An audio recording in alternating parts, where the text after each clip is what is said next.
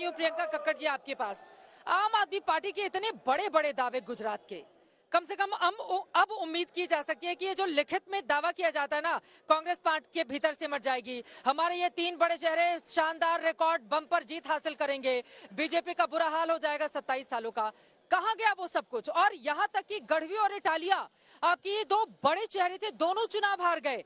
अल्पेश कठेरिया 15,000 से ज्यादा वोटों से पीछे चल रहे हैं। आपको अंदाजा है कि आम आदमी पार्टी ने जो जितने बड़े बड़े दावे किए थे, सारे दावों की हवा निकल गई है गुजरात में। सभी को नमस्ते। अब सबसे पहले तो भाजपा को बहुत मुबारक और गुजराती लोगों का बहुत धन्यवाद कि आज हमने 40 लाख वोट्स का आंकड़ा पार किया है गुजरात में। हमें गुजरात से नेशनल पार्टी बनाकर भेजा जा रहा है। हम 5 सीटें ऑलरेडी जीत चुके हैं, हो सकता है और भी अभी जीत जाए, काउंटिंग जारी है।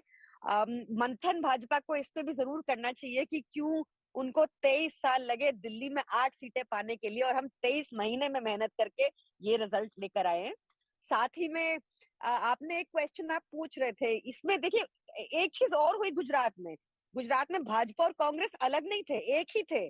प्रधानमंत्री मोदी कह रहे थे कि कांग्रेस चुपचाप से काम कर रही है और कांग्रेस के ललित वसोया वो अपने सारे कैंडिडेट्स के साथ प्रचार कर रहे थे कि अगर आपको कांग्रेस को वोट नहीं देना कोई बात नहीं, भाजपा को दे दो पर आम आदमी पार्टी को मत दो। ऐसे वीडियो हैं। तो ये सब हुआ गुजरात में, बट हमने गढ़ में घुस के पड़े हैं, तो गुजरात मॉडल में थोड़ी गड़बड़ तो दिख ही रही है। बाकी जहां तक दिल्ली का सवाल है, आप दिल्ली की बात नहीं की। दिल्ली चुनाव में भी इन्होंने अपने 7 सीएम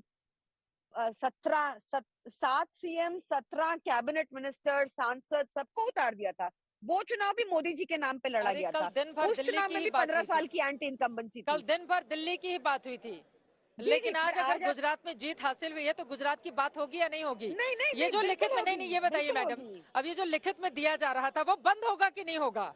ये जो लिख के दिया जा रहा था वो बंद होगा कि नहीं बंद होगा? अब कम से कम गुजरात के आंकड़ों के बाद मैं आपको 11 ऐसे इंसिडेंट गिना सकती हूँ जहाँ अमित शाह सर ने लिख के दिया था पर पूरा नहीं हुआ।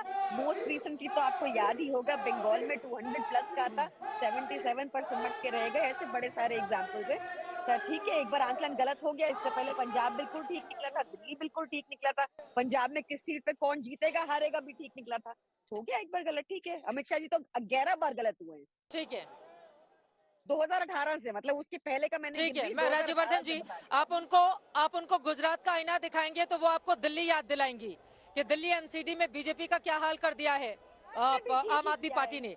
और पिछली बार वो कह रही हैं कि आप लोगों की ओर से भी बहुत बड़े बड़े दावे किए गए थे, 150 सीटें जीतेंगे, ये वो 99 पर सिमट गई थी। हालांकि ये अलग बात है कि आज का जो रिकॉर्ड है ये ना भूतो ना भविष्य, अब कब बनेगा इस तरह का रिकॉर्ड, ये अपने आप में अद्भुत है। लेकिन जब आप आम आदमी पार्टी को गुजरात की याद दिलाएंगे वो आपको दिल्ली एमसीडी का रिजल्ट बताएंगी। राज्यवर्धन जी। जी चित्रा जी, सबसे पहले तो आम आदमी पार्टी को थोड़ा मैच्योर होने की जरूरत है। ये कब तक सिर्फ पैसे ही बांटते रहेंगे और कब तक सिर्फ प्रचार के अंदर ही पैसे लगाते रहेंगे? इनका कोई विजन नहीं है, इनका कोई डेवलपमेंट मॉडल नहीं है और ये एक होड़ में लगे हुए हैं, क्योंकि जहां वैक्यूम होती है वहां कोई ना कोई तो आता ही है। अब कांग्रेस विपक्ष की देश को जरूरत है, कांग्रेस बिल्कुल एक्सटिंक्शन के कगार पर है, तो आम आदमी पार्टी नॉन प्रूवन मॉडल बिल्कुल कहां प्रूव करा इन्होंने? कौन सी सरकार में प्रूव करा? अभी पंजाब के अंदर हालात इतने खराब हो रखे हैं और सीमावर्ती क्षेत्र और है, बड़ी समस्या वाली ये प्रॉब्लम है पूरे पूरे देश के लिए। अब देखिए आगे वहां क्या होता है। दिल्ली का आधा स्टेट वहां पे सिर्फ पैसे बांट रहे हैं और जहां ये जाते हैं हम ये बोलते हैं हम इनको ये दे देंगे, हम ये मुफ्त में भारत को कब तक चलाएंगे? दूसरे हाँ, तो वो पहली बात है, ये आम आदमी पार्टी कर ले। उसका जैसे मैंने कहा कि ये नॉन प्रूवन पार्टी है, बहुत जल्दी एक्सपोज हो जाएगी। ये जो बार बार बात करते हैं कि इतने सीएम उतार दिए, इतने दिग्गज नेता उतार दिए, देखिए आपको इससे तकलीफ होती है तो होए, हम तो हर जगह जाएंगे ही। हमारा तो जनसंपर्क लगातार चलता रहता है। चुनाव में चुनाव हो या चुनाव नहीं हो, चुनाव हो या चुनाव नहीं हो, हमारा जनता से संपर्क लगातार चलता रहता है और वो रुकता नहीं है और उसका कहीं ना कहीं फीडबैक मिलता है और उससे हमारी योजनाएं और बेहतर होती है। तो जो देश के अंदर प्रधानमंत्री मोदी जी ने कुछ मुफ्त नहीं देते, कौन सा प्रॉफिट में है? ठीक है, एक एक करके बोलेंगे, दोनों लोग साथ देखिए में ये बोलेंगे, आपकी समझ में सोच नहीं आएगा। है, उनकी बात खत्म हो जाए, उसके ये बाद मैं आ आपकी रही हूँ सोच है आपके कि पास। ये हाँ, आपके ये भारतीय जनता पार्टी के जो जो विधायक होते हैं उनकी तो कहीं ऐसी बाड़ेबंदी नहीं होती, उनको तो कहीं घेर के अंदर नहीं रखा जाता।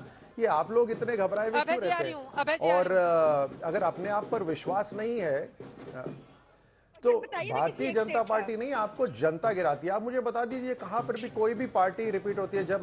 जब आप बोल रहे थे मैंने बिल्कुल डिस्टर्ब नहीं करा था, तो आप मेरी बात एक बार सुन लीजिए, और जब चित्रा जी बोल देगी तो किसी दूसरे को समय मिल जाएगा बोलने का। भारतीय जनता पार्टी का, प्रधानमंत्री मोदी बोलिए जी बोलिए का सर, जो बोलिए देश की बोलिए। विकास का जो मॉडल है, आज जन जन के दिल में उन पे पूरा विश्वास है। तो उस विश्वास के साथ आज 18 राज्यों के अंदर हमारी सरकार है और रिपीट होती है। खास तौर से ये बातें रिपीट होती है हमारी सरकार, और उसका जीता जागता उदाहरण गुजरात है, जिसने ऐतिहासिक जीत दी।